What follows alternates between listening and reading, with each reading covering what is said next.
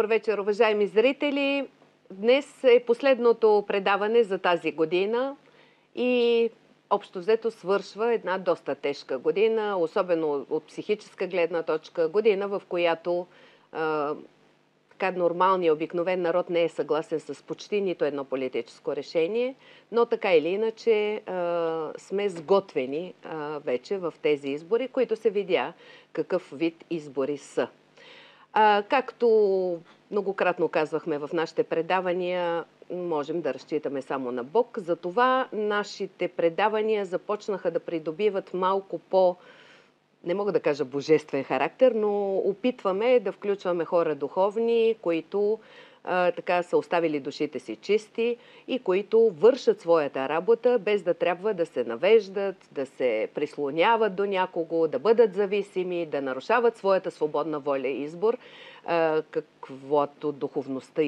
каквито духовността изисква от нас. Сега отново коледното ни фактически предаване ще бъде с ваша позната, която вие много харесвате, писали сте ми много, а именно Емилия Семкова, алия Ошо. Здравейте, госпожо Ошо. Здравейте, госпожо Мусорлиева.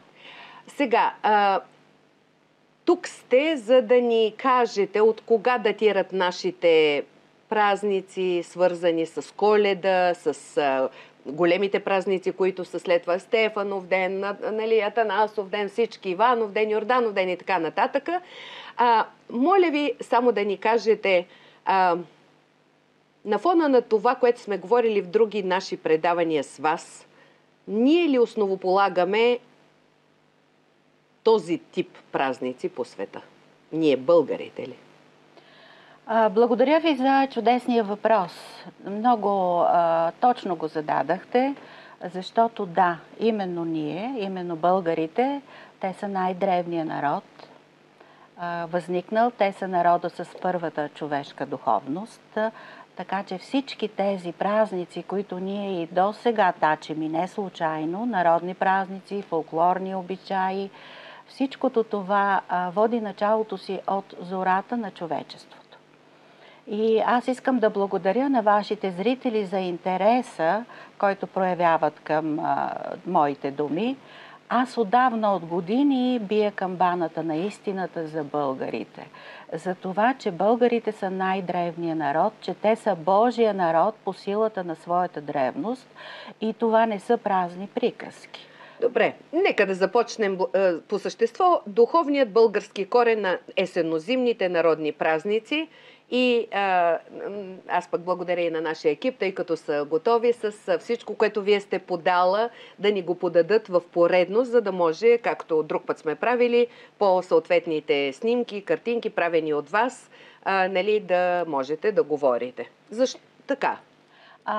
Преди да премина към точно празниците, които са за този период от годината, които са така много древни, много почитани, аз бих искала само да кажа във връзка с вашите думи за тежката политическа обстановка, която и в момента преживяваме, и изобщо за нелекия живот на българския народ през вековете и бих казала хилядолетията.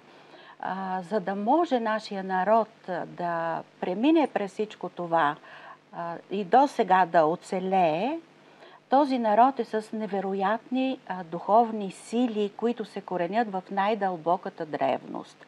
Сега напоследък много стана модерно да се говори за родова памет. Аз бих искала да кажа какво не е родовата памет само. Родовата памет не е само да се спомниш баба ти и дядо ти какво са носили, яли, обичали, какъв бит са имали. Това също, разбира се, ние им дължим почет и уважение.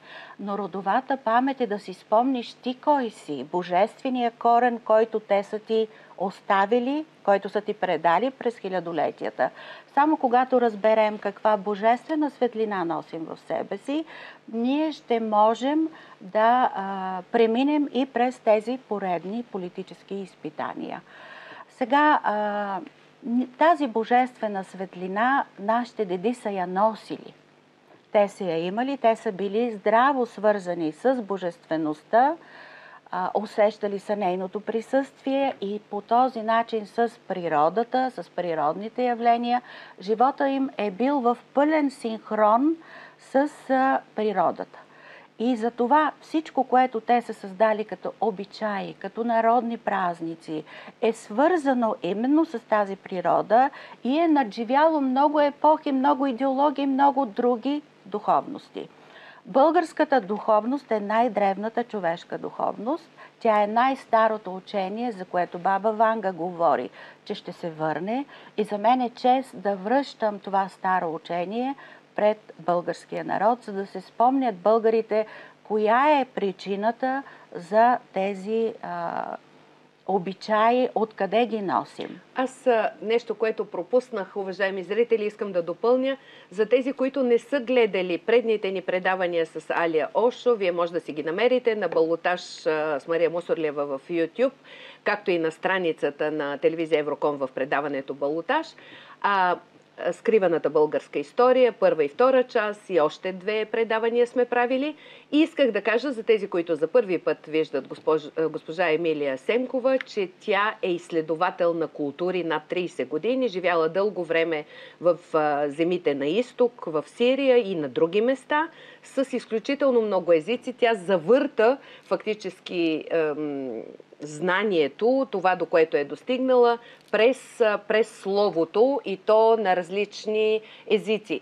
Тоест, вие ще си видите предни наши предавания, в които тя много добре обяснява защо повечето думи, повечето чужди езици се привеждат към български, старобългарски и така нататък, но това няма да го говорим сега. Така, моля да започнем по същество, госпожо Ошо. Бих искала да кажа тук, че не само ние, българите, вече разбираме кои сме. Руският учен, който е съвременен историк, Вадим Макаренко, той наскоро издаде книга, в която казва, че гетите, древно българското племе на гетите, са основали палестинския народ, близкоизточните народи, както и Турция. За тези неща аз говоря доста отдавна, така че вече никого не бива да очудва истината за българите. Сега много все още се водят по разни турски, гръцки исторически източници, които ни наричат флеги, траки. Никога не сме били нито траки, нито флеги. Винаги сме били българите от Балкана, хората на бога слънце Бал-Ас, богинята на светлината Бъл-Бал, която е нашата кръстница. От тук нататък, нека сега да започна най-напред да започнем с есенните празници, народни празници, защото те са едно въведение към Коледа. Първият празник, за който и много се спори напоследък, това е така модерният днес Хелоуин. Да, колеги, освен тази картинка и следващата, нали, ако може и заедно да ги дадем или една след друга с Хелоуин, да? Да, сега Хелоуин, някога старото му име е Самайн. Това е българска коренова дума Самин. Има един бог Слънце, който е винаги сам на небето, когато дедители са наричали Сам, Балсам, Балсамин. И от тук е и думата Самайн. Този празник се е празнувал както при келтите и гетите в Западна Европа, така и при племето Сами, които са в днешните северозападни земи на Финландия, Швеция и така нататък, които наричаме лапландери. Самите са кръстени на бог Слънце сам. Те също празнуват празника Самайн. Сега този празник носи името си също така и от названието на месец октомври на келтските и галските племена, които са български имена, трябва да кажа. Те са наричали месец октомври сам он, на сам он, сам той, сам бога Слънце. Келтите са кръстени на светлината. У нас има една хубава българска дума кале, която означава твърдина планинска, огряна от светлината. Келтите са тези, които са строили светилища по калетата. И у нас до сега всеки град има кале, своето кале. Галите също са хората на Га-Л, земната Га, светлина Л. Това са български племена, които са основали по-нататък германските народи и така нататък. Така че празника Самайн е отзвук от древно българската първа човешка духовност на бог Сам, Слънцето. На празника Самайн палят се светлини, палят се понякога и в тикви, за да се прогонят лошите духове. Защо навсякъде е трябвало да бъде огрято? Обикаляли са млади мъже до 20 годишна възраст и деца. Обикаляли са къщите да наричат за здраве за берекет, както при хелоинистите сега обикалят за нещо сладичко да им се подаде. Така че има една приемственост в тези празници. Защо се е празнувал Самайн или днес го наричаме Всесвети? Защото тогава Слънцето тръгва към своя заник, към своята най-ниска южна позиция по южния небосклон, най-ниско над Земята. За да след това, по време на лятното слънцестоене, да се издигне най-високо и да грее най-силно. Когато Слънцето е в най-ниската си южна позиция, то огрява най-слабо Земята, хората боледуват, духа боледува и това не е случайно. Това се случва, защото нашите деди са смятали, че душата е вдъхната в човешко тяло, направено от скала или от пръст, в пещера. Душата е вдъхната чрез слънчев лъч. И от тогава човешкото тяло има душа. И затова Слънцето е изключително важно в нашите народни поверия. То е важно за здравето на цялото население. Затова, когато Слънцето е в своя южен заник, хората са пели, танцували, палили са много светлини, както у нас, така и в Западна Европа. Например, ирландците също празнуват този празник Самайн, също палят свещи, те оставят храна отвън по прозорците на своите домове. И в Англия е много разпространено. И в Англия също, да. Защото смята, че тогава, когато Слънцето е най-долу ниско в своя заник и най-слабо огрява, тогава душите на мъртвите излизат и са най-близо до хората. За това ли дават тези ужасяващи черепи и такова на Хелоуин? Нали? Аз много съм се чудила защо с тези ужасяващи картинки на черепи. Аз тук много хубав въпрос ми зададахте. Значи, българския празник Всесвети и древния Самайн, който е също български празник, там не е имало отрязани глави, отрязани ръце, съсипани хора. Там, трябва да ви кажа, българската духовност на човек не се посяга. Точно така. За разлика от сегашната телевизия, която е пълна с всякакви ужасяващи кървави филми на насилие над човека. Насилието над човека е тема табу била в древната българска духовност. Нашите празници, включително и Всесвети, ние слагаме животински маски, за да плашим демоните, които излизат по време на слабо слънцегреене, за да плашим вълците и така нататък. Вие ще видите как Хелоуин се преплита с вълчите празници. Така че Хелоуин сега, поради липсата, загубата на връзката с нашия древен български корен, Хелоуин се е превърнал в търговска марка, която продава тази ужасна готика, която се шири навсякъде. Да. Абсолютно сатанинска, която се шири по модни подиуми, по театрални кино салони и така натам, на неуважение към човека, на насилие над човека. Това нещо е абсолютно невъзможно. Нашите празници са за подпомагане на човешкия дух. И такива са, например, вълчите празници.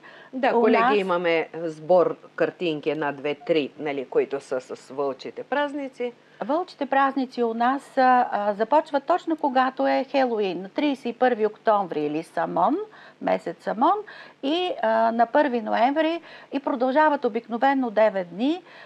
В тези вълчи дни, наричани още вучляци, вълчляци, зверини дни и така нататък, в тези дни хората ги наричат, те са дори по-опасни от така наречените мръсни или погански дни след Коледа. Вълчите дни се смятало, че вълчите от кога глутнице, до кога казвате часа? От 1 ноември до 9 ноември в някои райони, в други райони от 11 до 16 по стария стил. Вече зависи кой по какъв стил празнува, но тогава е било... Отминали сме ги. Да, тогава е забранено да се излиза навън. на полето, нощта никой не излиза навън.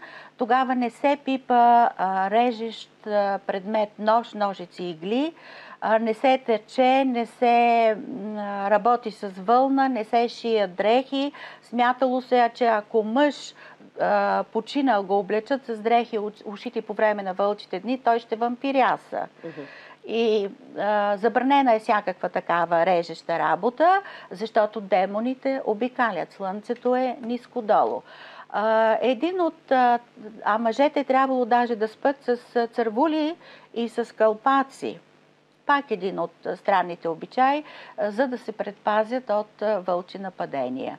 Един следващ ден от тези вълчи дни, който празнуваме и до днес, също и в християнството, това е празника Мратиньок или Мрата, или дните Мратинци. Те са на 14 ноември обикновенно и дните около 14 ноември. Тази снимка, където наподобява тази, следващата, нали? Да. Следващата после ще кажа. Тази по-късничко, да. Значи Мрата или Мратиньок, това е лошо чудовище, което носи болести по птиците. Предната колегия, ако обичате, която бяхте дали, благодаря. И хората са се страхували от него, затова са имали специален ден, на който също дружинки са обикаляли домовете, наричали се за здраве, за живот. И след това вече в християнството този празник е преминал, вече станал празник на светец. Свети Мина. За него ще говорим в следващия ни блок. Okay. Скъпи зрители, следва кратък рекламен блок. Това, което бих искала и се сетих да ви кажа, че след панаира на книгата, който премина в Националния дворец на културата в София, изключителни издателства даваха много големи отстъпки. Благодарни сме на всички издателства, но много хора ми снимаха книги на автори, които фактически, директно ще ви кажа, преписват на Аля Ошо. Няма да спомена имена, вие ще ме разберете много добре, хората, които ми снимахте, какво сте си купили. Така, бих искала да ви кажа, че, пак казвам, това са хора, които преписват от Аля Ошо много години наред. Ние това, че си мълчим и че сме толерантни, особено сега по Коледа, пък изобщо няма да говорим за тези хора, но бих искала да ви кажа, че тя има книги и всичко, информация, не мога да правя реклама, нали, в момента, но по принцип можете да следите нейния блог, както съм ви казвала, който е много, много години назад. Така, останете с нас.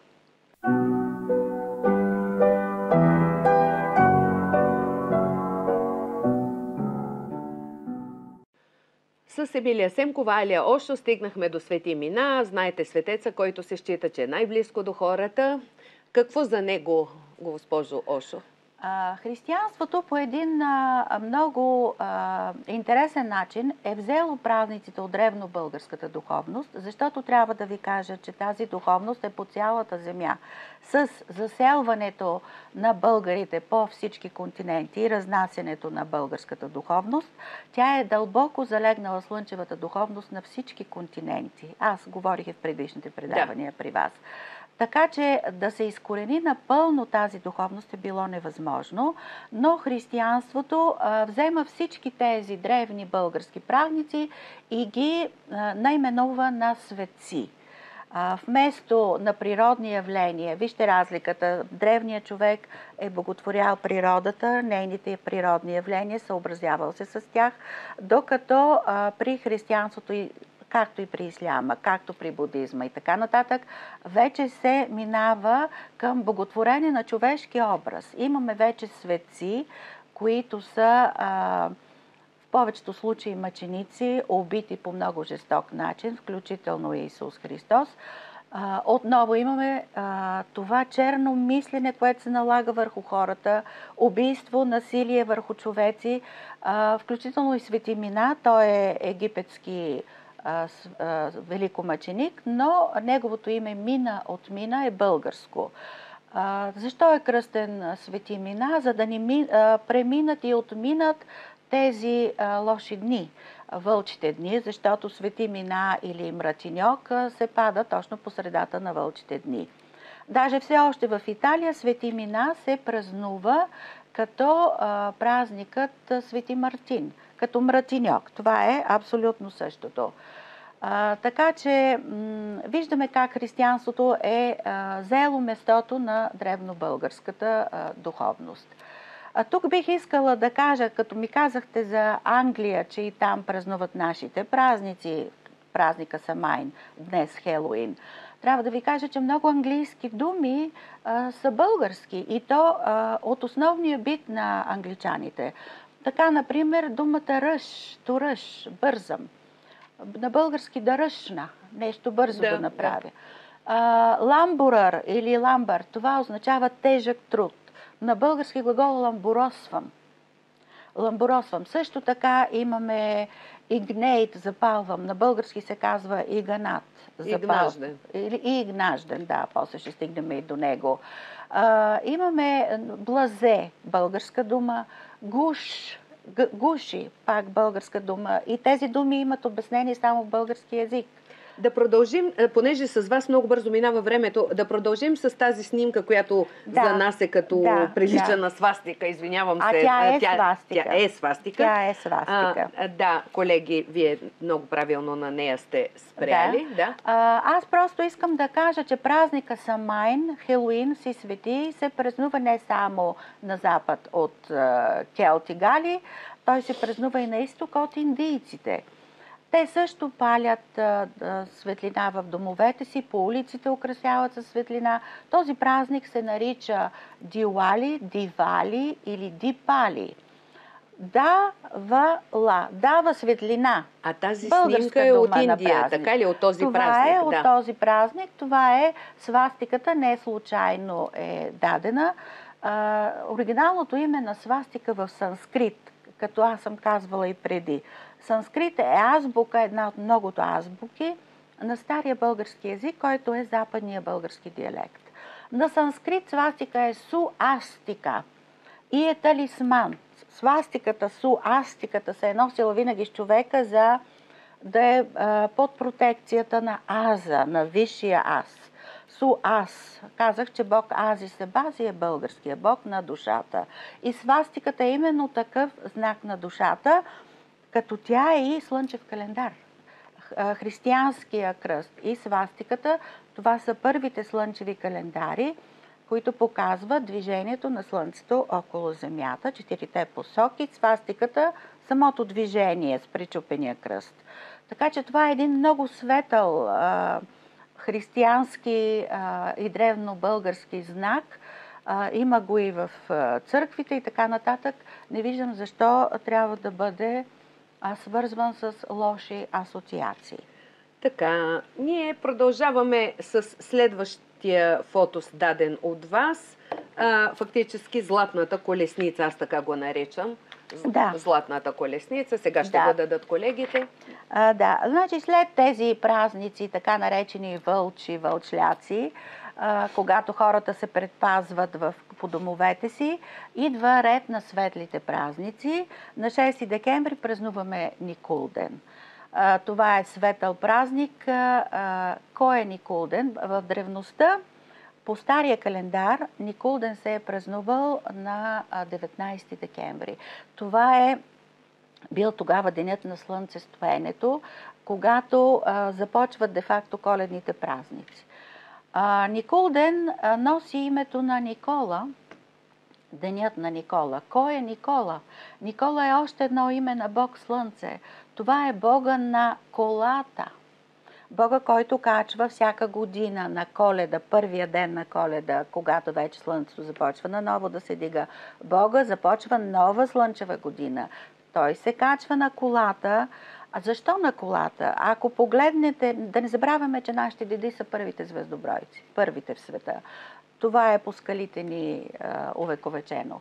Ако погледнете съзвездие, голяма кола, малка кола, винаги се движи, особено сега зимните месеци, редом със Слънцето. Както върви Слънцето, така върви и колата. И нашия народ, като много наблюдателен, мъдър народ, казва: Бога Слънце, сам Бог, качва се на колата и тръгва да обикаля, да донесе здраве, нова слънчева година на хората. Никола е на колата. От тук е тръгнало. След това вече другите имена са Колю. Знаем, аз като ви говорих за Америките, че Колю има мама, Колю е старото име на езерото Титикака. Колиос е римския бог Слънце, който по-късно става Хелиос. Кара Колю колата. Кара Колю става с древните окончания в българския език за мъжки род аз, местоимението аз или он. Караколас, гърците в желанието си да присвоят нашата история, ако искаме да знаем как става това, вижте какво правят македонците сега с нашата история, те прекращават всичките древни български богове. По-нататък мога в друго предаване да кажа как всеки древен гръцки бог от митологията носи българско име. Да, ще направим такова. Да, Каракола става Херкулес. Да дадат ли колегите следващия фотос, който е много интересен и е от Западна базилика? След него, да. Този фотос е от Могиланското съкровище. Това е златната... това е много интересно. Също, значи, също име на Никола е Николаас. С окончание Аз, станало Николаус, после германските езически племена го казали Клаус, Санта, свети Клаус. Защо свети Клаус е винаги с червени дрехи? Ами за да повдига духа, защото тогава слънцето все още, това са първите дни преди Коледа, т.е. слънцето е в най-ниската си позиция. Винаги той е с червен кожух, той язди в мита за Санта Клаус, той язди кон с 8 крака, коня Слейпнир, така наречен. Откъде е този фотос? Този фотос е от интернет съм го взимала. Това са на Санта Клаус различните изображения в Европа. Да. И до сега, ето виждате, коня има 8 крака. Защо 8 крака? Защото един от древните български календари, първите на Слънцето, освен кръста, освен свастиката, вече по-подробен е 8-лъчевия календар. 8-лъчевия календар, който можем да видим в следващата снимка на Чачин камък. Върху камък 8 лъча и кръг. Да, и кръг. Горе Чачин камък се нарича. Там също има изображение на окото, на всевиждото око на богинята майка. Така че тези 8 лъча на календара показват основните позиции на Слънцето. Слънцестояние, равноденствия, веднъж в северното полукълбо, след това в южното полукълбо. Може да си представите нашите деди каква проницателност са имали, колко са разбирали звездите, небето и движението на всички природни явления, звезди и така нататък.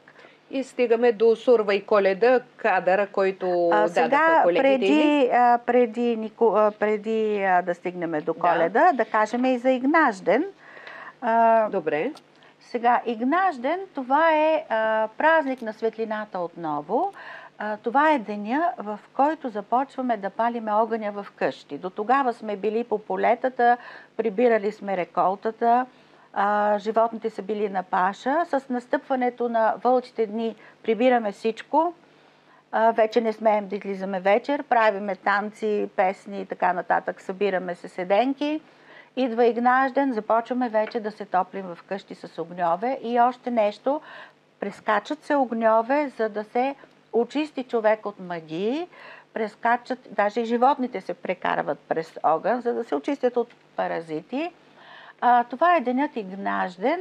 Той също е в началото на коледните дни. Той отбелязва последния ден, 20 декември днес. Знаем, че календара се променя. Тук ще отбележа по-нататък, че няма вече толкова точен календар, като този, който древните българи са създали. Затова датите се сменят на тези народни празници. В момента Игнажден е на 20 декември. На този ден трябва да кажа, че хората също се събират, също дружинки обикалят в тренировка за сурвакарските дружини, за коледните празници. На Игнажден той също е приет от християнството празник, като са продължили традицията с великомъченик Игнатий. Пак българско име. Игнат означава запалвам. Казах, че това е стара българска дума. На Игнажден се запалват огньовете в къщите. Освен Игнажден, този ден българския народ е наричал и Еднажден. Този ден се празнува един път в годината като нулев ден. Той не се брои нито в старата година, нито в новата година. Наличието на такъв нулев ден позволява да избегнем това, което днешните календари не могат да избегнат. Да избегнем това нарастване с секунди на всяка следваща година, променяне през еди колко си години на датата. При българския календар и при наличието на Еднажден дните са винаги едни и същи. И това е изключително точен календар, който е съществувал преди 7000 и не знам колко години, поне по официалните версии. Така, стигаме до Сурва и Коледа. Така, нали? Да. Коледарите, фото са с коледарите, скъпи колеги, и там има заедно 4 поредца. Да, сега ще го дадат колегите. Да. Преди него са коледарите, това са русалийските танци. За русалийските танци, тъй като го показват вашите колеги, бих искала да кажа, нашия народ винаги е разбирал не само силата на слънцегреенето за душевното състояние на човека, но и силата на човешката енергия. Затова са тези хора, в които се хващаме за ръце, затова са тези седенки, в които сядаме в кръг, пеем, говорим. Това е завихране на човешката енергия, жизнена. Тя лекува. При русалийските танци млади мъже обикалят болния. Той се слага на земята, за да поеме земната енергия. Те са били нашите деди с повече сетива от нас. Те са усещали геомагнетизма на дадено място. Дали е положително или не. Къде са русалийските танци? Те са в нашия край, те са в по-топлите дни, но просто подобно на сурвакарските дружини. Тук имаме мъжки дружини от млади мъже, които обикалят болния, наричат за здраве. При коледарите, сурвакарите имаме абсолютно същото. Хората, младите дружинки, мъжки дружинки, обикалят по домовете, наричат за здраве най-напред, за берекет и така нататък.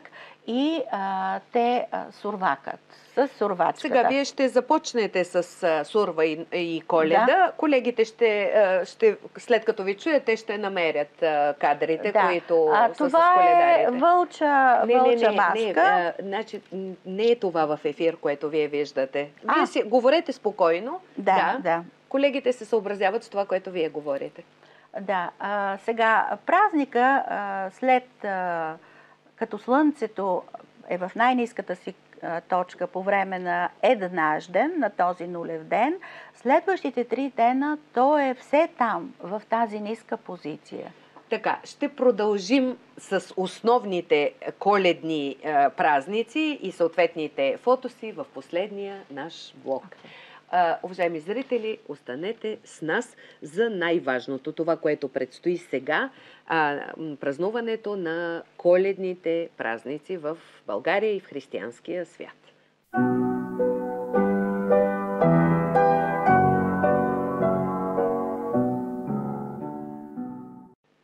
Скъпи зрители, последния блок от последното за годината предаване с Алия Ошо продължава. Сега за Сурва и Коледа, най-важните в момента настъпващи за нас празници, уважаема госпожо Семкова.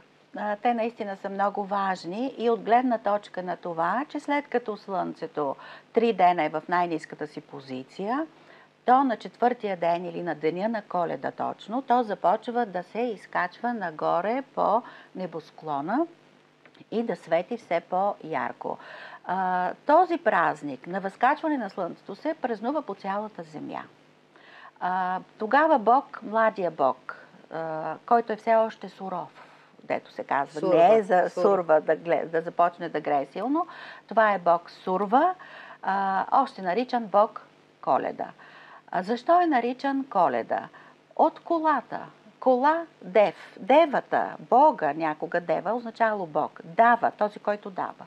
кола дава. Той е Бога с колата. Даже в Индия, благодарение на мистици като Садгуру, съвременен мистик, ние знаем тези древни йогийски техни празници, че всъщност са древно българската Коледа. Те наричат на времето, когато българските племена са тръгнали поредно да се разселват по света, 4-5 хилядолетие преди Христа, по време на библейския поток в Черно море, те са тръгвали с каруци. Знаеме, че ние сме първите, които са открили колелото. Тръгвали с каруци. Всяка каруца, всяка кола е имала едно семейство. Всяко семейство, освен своите общи богове, е имал на своето семейство кола дава или кола дева. И имало свой храм семеем, който е носил, кола дайвам се нарича. И това е едно държене, едно, как да го кажа, внимание върху семейните връзки. Наричало се на семейства и се препредавала енергия за поколения напред. Не само сега. Всички тези мистични тайни днес са загубени и при индийците, и при нас, но се помнят като факти. Все пак не бива да забравяме, че първите магове, магус, магас, магесници, на майката богиня на земята, хората, Магас, са българите. И те са били много силни в наричането и някои жени до днес и баби, не случайно при нас е Ванга, при нас Петър Дънов, нали? Това са от племето на магесниците, да не казвам всички. Така че Коледа се празнува абсолютно навсякъде. В Америка се нарича. Да, в Америка се нарича Инти Райма, нали, пак има слънчеви празници. Сега глагола Дев за Бог, станал Дио, Диос и така нататък.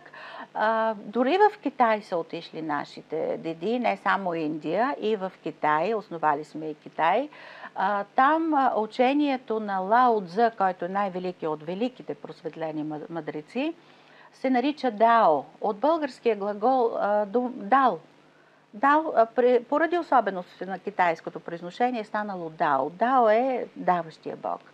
А Лао Цзъ, аз съм първата, която го казах, написах, след това много го откраднаха. Да го кажа добре. Аз, да, значи, според южноиндийските легенди, имало е такъв богар, Божи човек. Така се е казвал на индийски, всъщност български, Боян, пак българско име. Бога Ян, слънце, името Боян, на слънцето. Да. Той е отишъл след това в Китай и е преповядвал като Лао Цзъ. Той, както казах, е един от великите. Така че думата дева, тя има много значения. А защо, извинявайте, ама сега се сещам, защо ги дават по картинките с дръпнати очи? Тоест различни от нас. Сега дръпнатите очи и всички цвета на кожата и всички външни белези са само външни белези и те са възникнали в течение на хилядолетията поради климата. Климата е започнал да се променя, появили се със сезоните. В китайските степи, монголските, духат силни ветрове и очите са се присвили. Да, за да не влиза пясък. В Африка много силно грее слънцето вече. Не, някога то е било равномерно навсякъде в библейските времена. Станали са чер. Да, всичко е свързано с човека, е неразделна връзка от земята, от климата. И това, че сме тръгнали да се борим срещу... Ние ще определяме климата, ние ще определяме земята, ние ще определяме природата. Това е висша степен егоизъм и противоборство срещу Бога. Да, абсолютно. Противоборство. Ние сме деца на тази земя. Нашите деди са го знаели чудесно. Много страни носят името на Бог. Сурва, например. Сурия от Сурва, Бог. Не случайно столицата и Шам, сам Бог Слънце. Цялата Сирия, Левент, аз казах, целият Левант, Близкия изток, носи името на Левента, младеж, който си вдига главата високо от изток и става Левент. Младеж, който дига глава от изток. Български думи. Насякъде имаме абсолютно български думи. У нас бал, трябва да кажем, и аз съм съгласна с професор Живко Желев, който беше при вас, че вашето предаване има бъдеще, защото има сричката бал, която означава Бог Слънце. Не бях се замислила и си помислих да ни гледате с професор Желев, да, защото не бяхме се сещали. Да. Бог Бал, Ас или Белис, той е Бог Слънце, а неговата майка е Бал, Бъл, Балкан, българи. Както виждате, ние сме все още тук. Ние не се предаваме, независимо от всички трудности. Така че думата Бал е свещена дума. Аз много благодаря на кръстника на предаването и сега за Коледа му желая много здраве и късмет. Това е Силвестър Силвестров. Много известен шоумен, кинаджия, продуцент и така нататък. Просто не можехме да измислим име и той, като мой приятел, ми го подари. И сте учили. Да. И сте учили. Той е изключителен по измислене на имена. И не само по това. Да. Има и други. Село Балей в Западна България, Белоградчик, Бълчик. Също езика Пали, на който е говорил Буда. А какво трябва да спазват сега? Не трябва, тази дума не я обичам, но какво е хубаво да спазват жените сега за коледните празници и семейството? Ние си знаем, но все пак да припомним в края на предаването ни. Това са празниците на веселието. Те имат за задача да повдигнат духа, да повдигнат жизнената енергия на хората и да ги предпазят от болести. Празнува се. Всеки кой както го разбира, така се празнува. Аз съм против тези да се нарече точно какви трапези и така нататък да се сложат. Всеки според възможностите си. Важното е да празнуваме с настроение, да се събираме колкото се може повече. Точно, така да сме заедно. Да. Това е вид йога, както и коледарите, сурвакарите. Това е вид йога. Сега ще дадем и последния ни кадър. Всъщност, да, този кадър, с коледарите. Да, с коледарите и сурвачките в ръцете им. Първата сурвачка е в пещерата Магурата. Там до Слънцето, което е персонифицирано, защото той е Бога на душата, персонифицирано до него сурвачка. Това е знак на богинята майка. За плодородие, още там 43 000 години назад се определят тези стенописи. Още тогава имаме сурвачката. Сурвакането означава точно това, да наречеш за здраве, един на друг да си наричаме. Не е толкова специално какво ще сложиш на масата. Както казах, всеки има своите възможности, своите предпочитания. По-важно е да сме заедно, да си наричаме един на друг, да пуснем сурвакарите в къщи, да им дадем каквото трябва, да се играят. Или нашите момченца, нашите синове, внучета и така нататък. Да се играят хора. Хората са вид йога, да се събираме в седенки, вид йога пак. Съборите, които правим, те са много зареждащи с енергия нашия народ и пазят традициите. Самата дума йога, аз съм го казвала и друг път, е българска, идва от думата йог, която означава самодисциплина. Йог е впряг. Воловете се слагат в йог. Впряг да се самодисциплинират. Човек трябва да дисциплинира ума си и да остави душата да го ръководи. Това означава йога. И тези всичките седенки, наричани и така нататък, Веда Словена на Веркович, там са казани всички древни български богове, включително Трибожието на богинята майка, Брама, бременната за живот, Весна на веселата плод, Сива, сивата старица, която умира и след това се възражда за нов живот. Това, което прави и Слънцето на Коледа. То умира за 3 дена, така да се каже, метафорично, и на 4-тия се възправя, тогава е Коледа, тогава празнуваме, тогава си честитиме абсолютно всички. Така че тези празници имат дълбока духовност. Те не са просто обичаи, които трябва да спазваме ето така. Те са свещени, защото са от времето, когато свещените мъдреци са ги създавали. Онези хора са били просветлени и ние трябва да се върнем към своята божествена светлинна същност. А дали знаете защо Стефанов ден, защото и ще празнува, ще има голям празник и в нашата църква Свети Стефан в Истанбул, защо този празник е така на края на годината? Стефанов ден е също един от коледните празници. И той е последния за годината. Стефанов ден фактически, оригиналното име е Степан. Пак християнството е взело това природно явление и го е дало на мъченик, умъртвен по жесток начин. Степан означава стъпва. От стъпе. Значи слънцето, като е 3 дена ниско-долу, после стъпва. Стъпка по стъпка, нагоре, да, и се изкачва нагоре. Степан означава стъпване на слънцето нагоре по небосклона, заедно с него стъпваме и ние.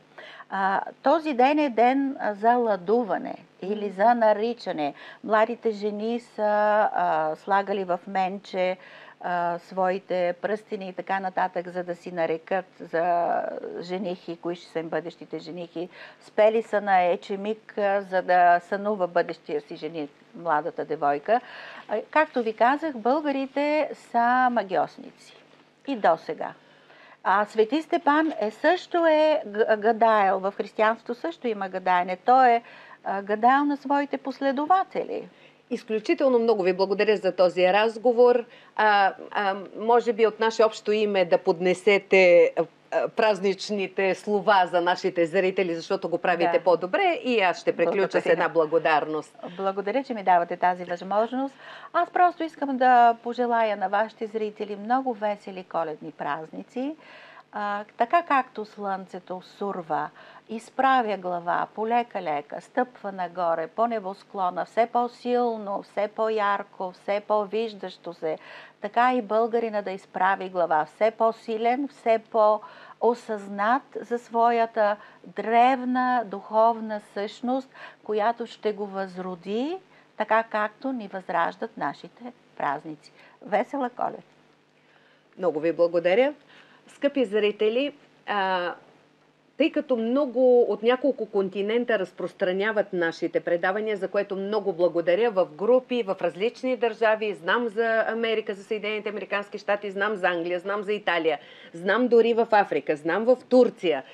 Благодаря много на тези наши зрители. Искам да кажа, че някои от предаванията с Алия ги превеждаме на английски. Можете да го направите. То ще излезе и при нея, и в нейния блог, за улеснение, нали? За да може да разпространяваме нашата българска култура. Искам специално да благодаря на всички наши зрители, които ни пишат. Аз получавам много писма, защото има някакво затруднение в мейл почтите, и специално на госпожа Сабина Илиева от Нова Загора, която ми е написала огромно писмо, изнизано вижте, почерка само, като синци, в което ми описва изключително силни сцени от живота на Исус Христос и на Бог, във връзка с една наша снимка, която бяхме дали заедно с